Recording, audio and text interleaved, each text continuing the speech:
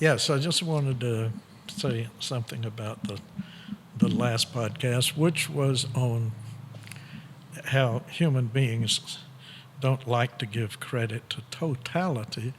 They want to pick individual things out and reward or worship those. Who does that? Who wants to pick out one person? Human nature in general wants to glorify the ego, whether it's somebody else that's amazing or yourself. And that's duality. That's separation. That's I'm here and you're there. That's the world of this and that. And that's what we call the relative mind in the Zen and rational theory. The relative mind, it separates the world into this and that things.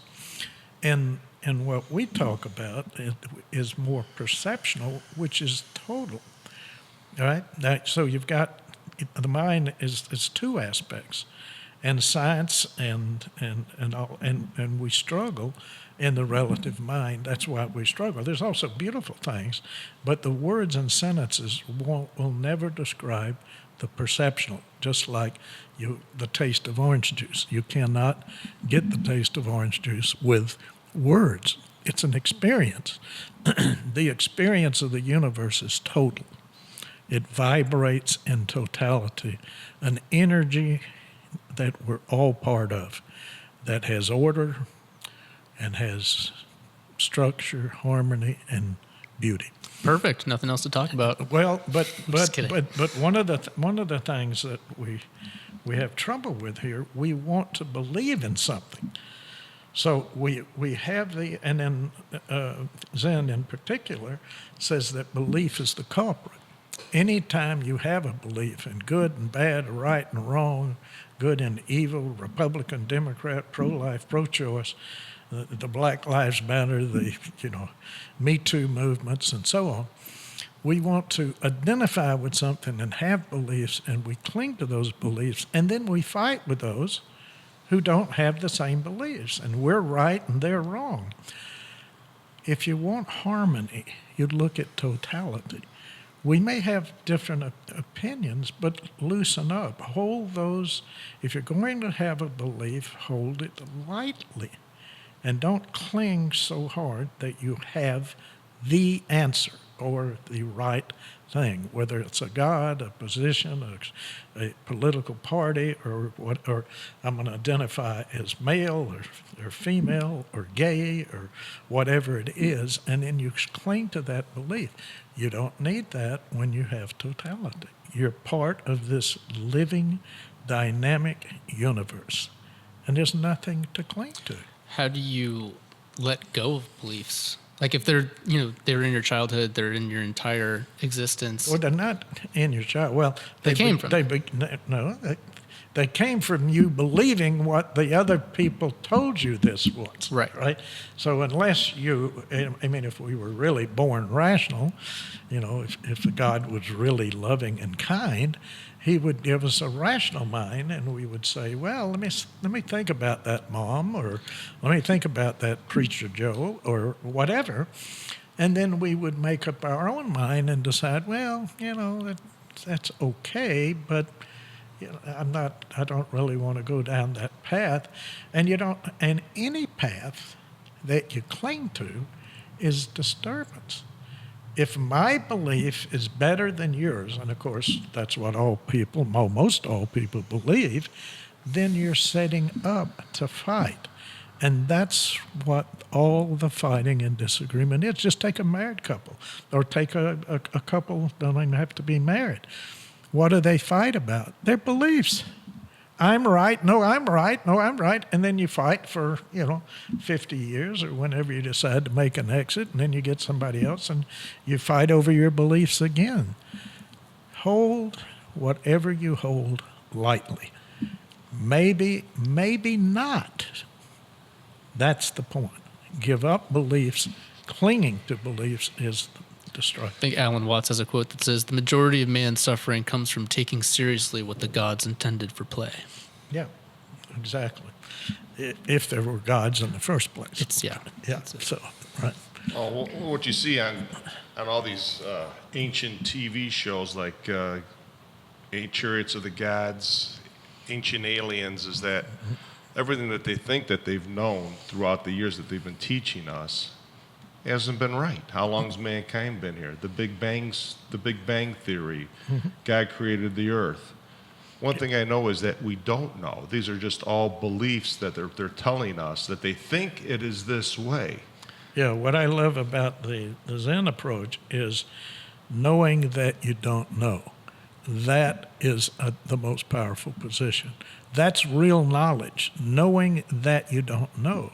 The real damage is coming when you think you do know what you really don't know. And that's why we continue to disagree and fight and suffer. We suffer Yeah, because if we all had the thinking of that, I don't know for sure, how can you fight over it? right.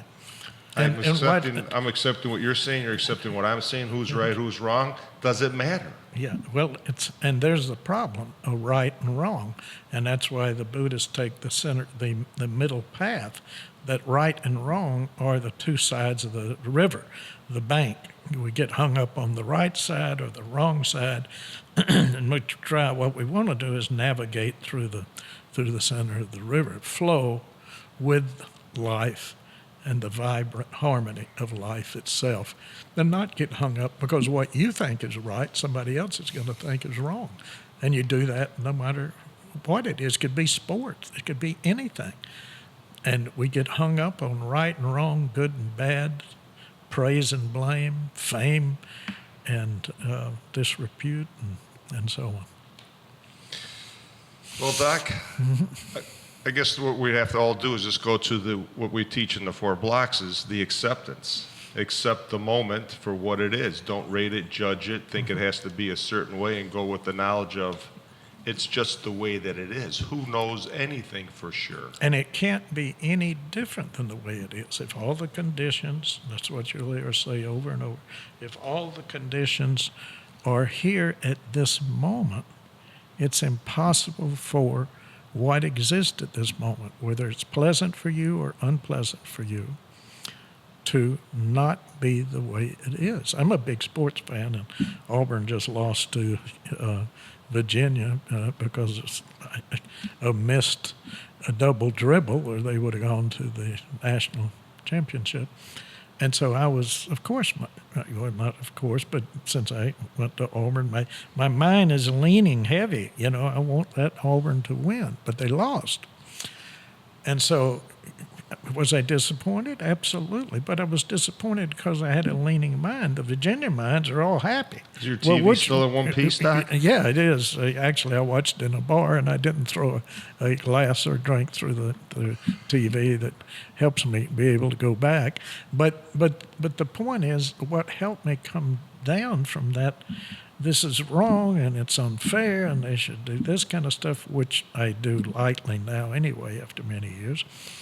I just said it couldn't have been any different. If all the conditions were there, the refs had to miss the call. They had to call the foul on the next. It had to be exactly the way it was given the conditions. Not regardless of whether it was right or wrong or missed call or my team or your team, but we get hung up the way our mind leans. Well, everybody in the other team was clapping and going for and cheering joy. and raising hell. They thought it was perfect. And so who's right? You know, it's the conditions were as they were. And you could say that at every moment. The conditions are as they are. But we scream and yell the shoulds. It shouldn't be this way. It's awful that it's this way. It's perfect that it's this way. It can't be any different. Each moment is perfect, nothing added and nothing extra. Excuse me, that's both the same. There's nothing added and nothing missing. If it was, it wouldn't be that way.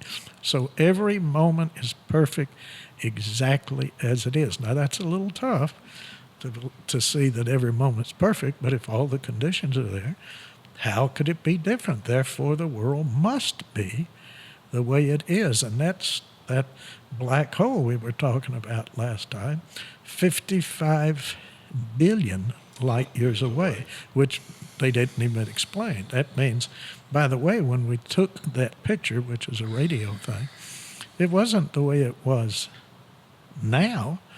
It's the way it was 55 billion years ago. It took light leaving that source, took 55 billion years to, quote, reach the Earth. It's just like stars that are, 65 million light years away, or a planet rotating that. If they had a visual telescope and they looked at us, they wouldn't see us running around. They would see dinosaurs, because it takes 65 million years for the light to reach them. So is that hole getting bigger or smaller? Who knows? Who knows what that's about? But we do know that everything, it draws everything, including any dust or planets or suns that get close to it, into it, and nothing can escape it, even light. So I think there's a lot to learn about that scientifically. But think of the harmony in the universe. 55 billion light years, light traveling 186,000 miles a second. It took 55 billion years to get here. And the photons glowing, which causes that glow around that black hole, has the heat of 100 billion suns. Now that's just marvelous. And we're fighting on who's got the best God, or whose recipe's the best for barbecue, or whatever the hell it may be. That's what I wanted to close with. Yeah. Is you think that your problems are big compared to what? Compared to what? And if you look at totality, you take a breath and as it is. And that doesn't mean you can't work to solve your problems, but they're not catastrophes, which is what we keep pointing out. It's not a catastrophe. It's important, but not a catastrophe. And that's one of the things.